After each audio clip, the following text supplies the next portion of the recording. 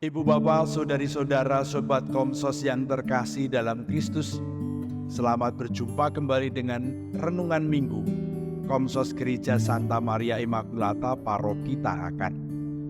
Kita hari ini memasuki Minggu Biasa yang ke-11. Bacaan yang akan kita renungkan diambil dari Injil Markus bab 4 ayat 26 sampai dengan 34. 26 sampai dengan 34. Kalau minggu yang lalu kita mendengarkan kutipan Yesus yang berkarya sampai lupa makan, sehingga orang-orang heran, bahkan menuduh Yesus dimasuki roh jahat atau kekuatan lain.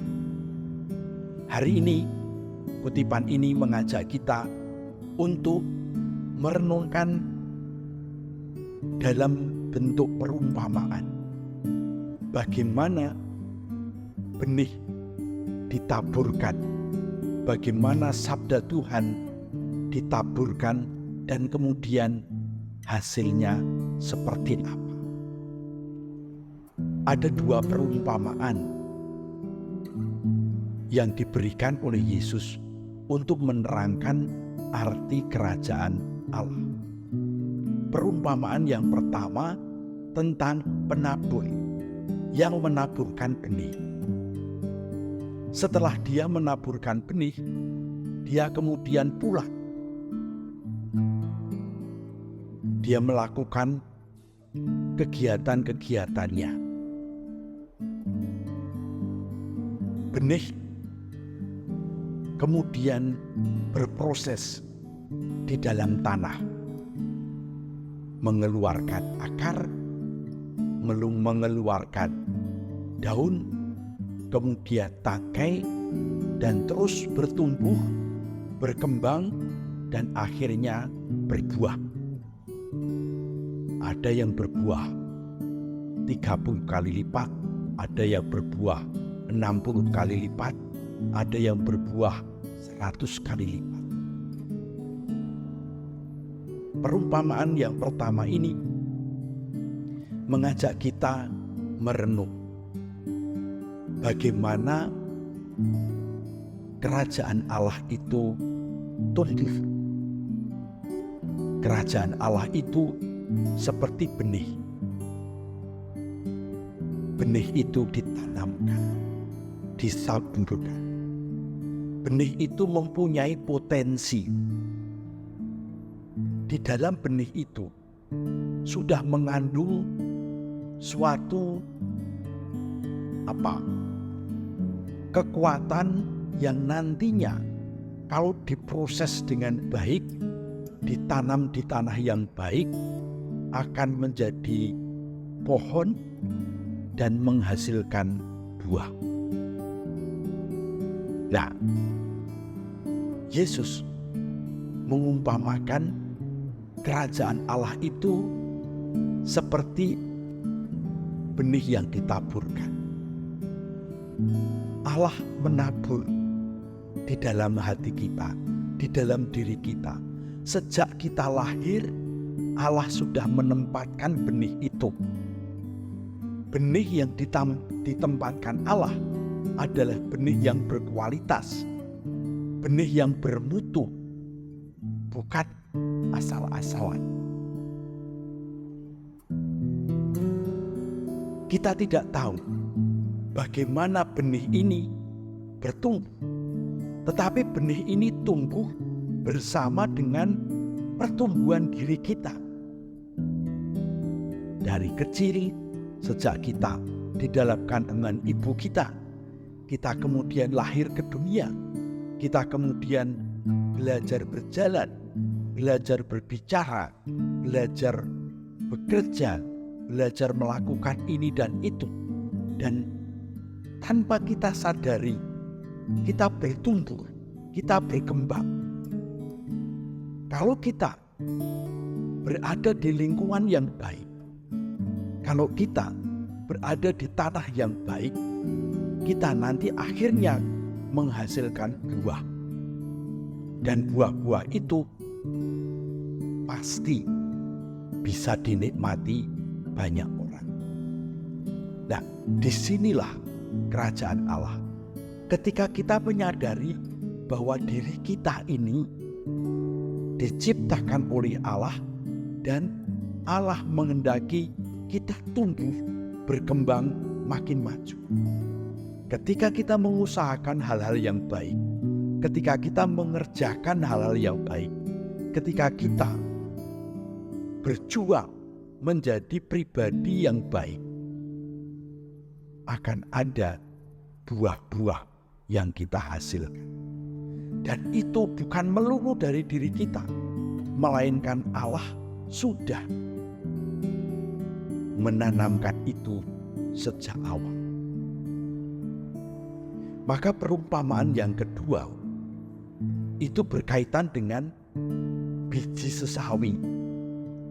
Biji yang kecil ketika ditaburkan di tanah, dia kemudian tumbuh menjadi sebuah pohon atau tanaman sayuran. Tapi ketika dia makin besar, daunnya lebar, daunnya lebat dan besar. Di bawah daun-daunan itu, bawah daun sawi, burung-burung puyuh banyak bersarang dan meletakkan telurnya, melindungi anak-anaknya. Bahkan ketika pohon sawi ini tinggi, dia mengeluarkan cabang. Di tempat itu juga burung-burung membuat sarang.